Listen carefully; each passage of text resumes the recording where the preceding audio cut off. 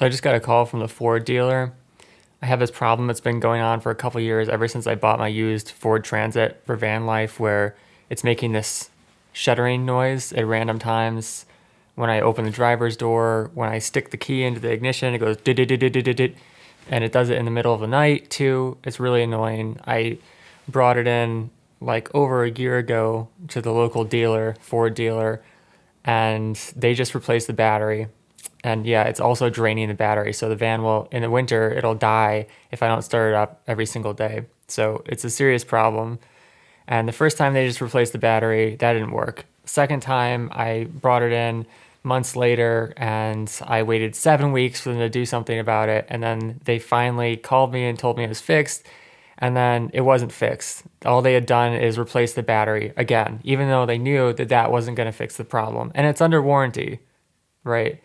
So I procrastinated on taking it in a third time because I'm just like fed up with the whole situation, and it's like stressing me out to feel like this thing that should just be easy. Like the van is under warranty. I paid like $50,000 for this fucking thing. It had only 10,000 miles. So it was basically a brand new van, and they won't even honor the warranty. So anyways, I brought it in finally a few days ago, a third time. And it's also really stressful to me because I live and work in my van. So when I when I have to bring it into the garage, and I don't know when I'm gonna get it back, it affects me. It affects my living situation. It affects my ability to make money and make videos. So anyways, I got a call from, I don't know, foreman or someone at the dealer today after it had been there for a couple days. And he says, we still don't know what the problem is, but it looks like the van has been outfitted. And I said, yeah, I'm doing a van life build. He said, oh, you're doing it yourself? And I said, yeah. And he said, well, it might not be covered on warranty, the electrical issue. And I said, why? And he said, well, because the van has been worked on and blah, blah, blah. And I'm like, I have not touched anything in the electrical system. Everything that's electrical related is just coming in through an extension cord in the bottom of the van, has nothing to do with the van's electric system. And he's like, okay, well, it should be fine then. But the way he left it was like, it's not going to be fine. And we're going to find some way to wheedle out of having to do this. And like, I just keep having these experiences over and over and over and over again. And it's not just me. It's like everyone.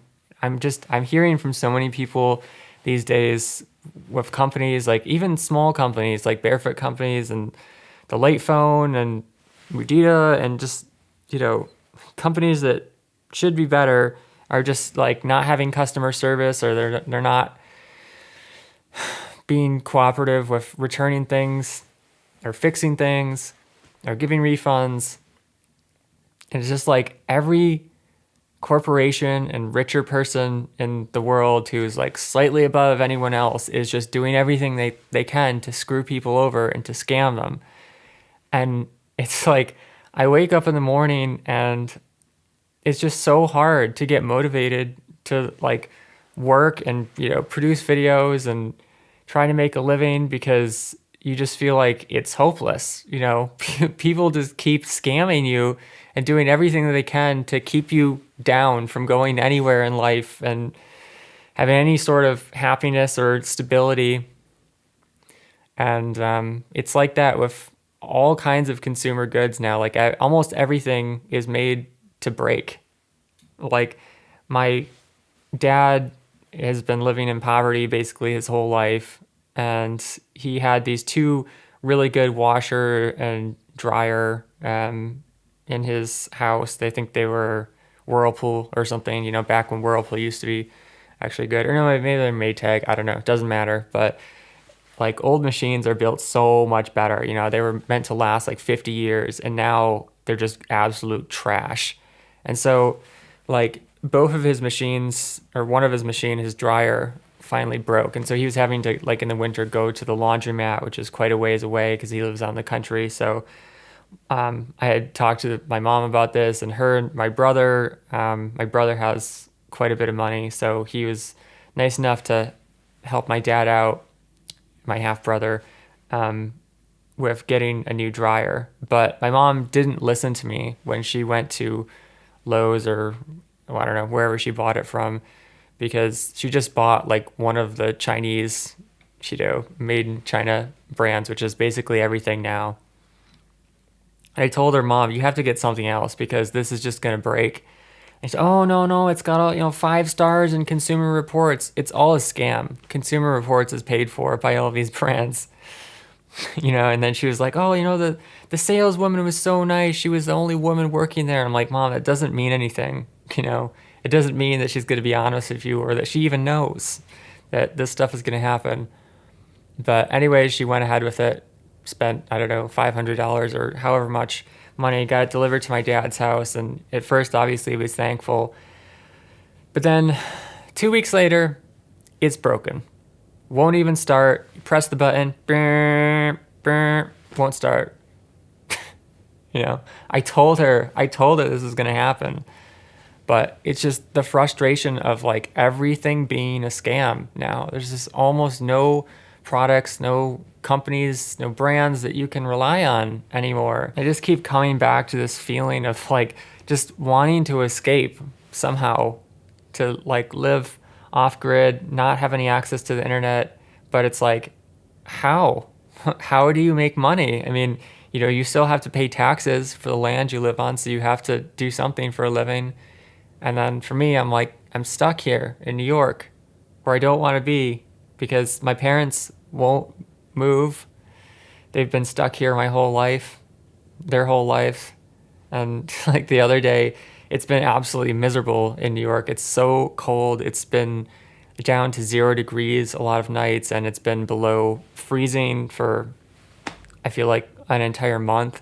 That was really hard in the van because I have a wood stove, which does keep me warm, but I was just burning through firewood. So I just like couldn't afford it anymore, and there's nowhere to get firewood anymore like halfway through the winter anyways. So I was just heating the van at night, and then during the day it was just like freezing cold. But anyways, we also got dumped on with snow.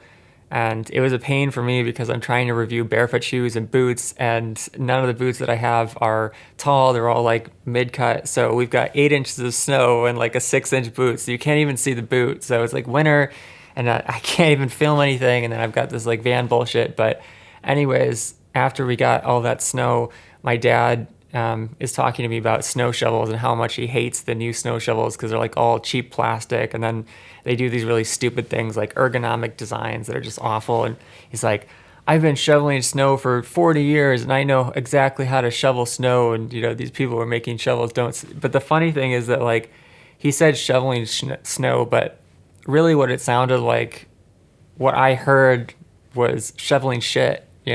I've been shoveling shit for 40 years and I know just the way to shovel shit. And I feel like that's how most people are living these days. All they know how to do is just to shovel shit a little bit better, and some people don't even know that. But when I'm thinking about this kind of stuff, there's this book that comes up in my mind that I read, I don't know, a couple years ago by Christopher Ryan. I think that's his name. He's a sociologist. He wrote the book Sex at Dawn, but he also has another book called Civilized to Death. And it's like, God, that is the perfect phrase for the time that we're living right now. Everything that is supposed to be better for us is making the world overall worse. I guess the one thing I'm thankful with is that the products I sell, barefoot shoes mostly, are simple. Right, they're not electronics. I mean, I've gotten into like the light phone and compact and stuff like that, but mostly my videos are about barefoot shoes or health.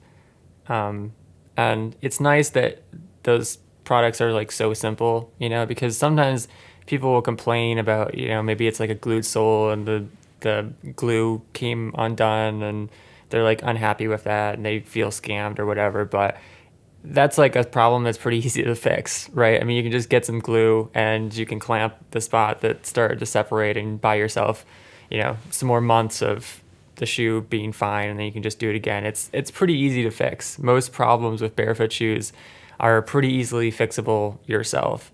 But when you have a $50,000 cargo van or a house or, anything else, you can't fix it yourself. I don't have a lift that's capable of lifting up a 10,000 pound van or however much it weighs. I don't have the tools that I would need, etc. And I just like, whenever this happens, I just always feel like I wish that I could live out of like a sleeping bag, in a mini biovac tent and just like bike my way around. But again, it's all a trap, it's all a scam. I have to go back and forth between my parents' house because they have chronic health problems from the scam of being marketed and advised their whole life to eat foods that clearly weren't good for them, and et cetera, et cetera, et cetera. So like I can't get back and forth between their house without a vehicle.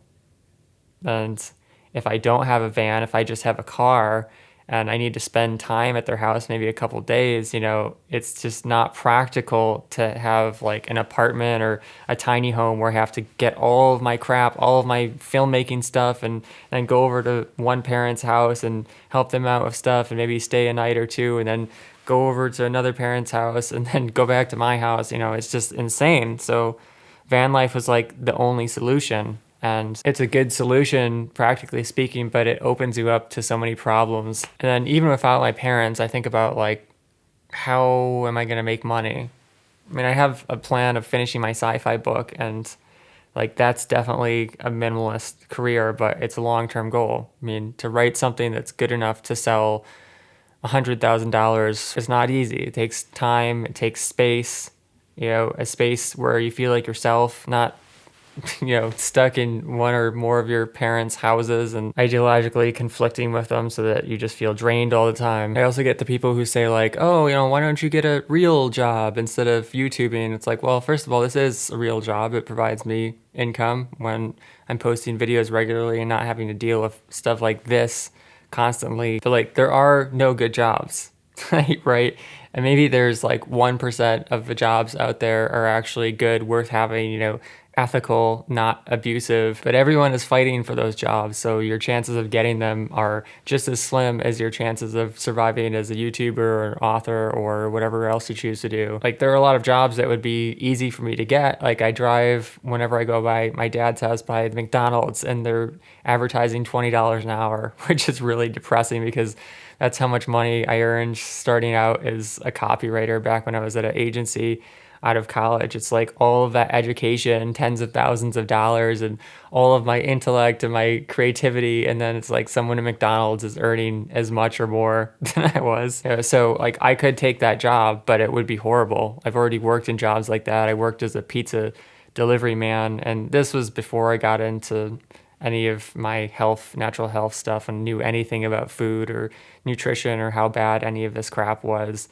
But I mean, can you imagine me now after all of the videos that I've made, about ethics and philosophy and creativity and natural health, food, nutrition, etc., like working at McDonald's, like giving people burgers that are going to kill them. And it's just like every other job that you can think of is also a scam. If I was working as a custodian, for example, at a school, you have to use all these toxic cleaning products. And yeah, you could like use your own money to buy better cleaning products, but then there goes all of your income. And I guess to bring this whole little talk around, the root problem really is that we are living in a society of strangers. No one knows each other anymore. No one even has contact like face to face most of the time. Like most of our interactions are happening through the phone or an internet or through AI. And so it leads to this feeling of like everyone is other. We're not like together on one planet. We're just like in separate tribes of 2 or 3 people, and now most people are in a tribe of one. They may have lost friends or family. They don't really have very many close relationships, so it's just not natural. And the weirdest thing about all of this is that it's like the scamming is not honest. I know that sounds like weird and sort of obvious, but for example, if someone tries to steal something from you, you know, like they hold you up at gunpoint, at least that's like an honest exchange. I mean, it's not ethical, right? But the person is being honest about what it is that they're trying to do. They're not trying to scam you. They're just trying to steal your money or kill you or whatever.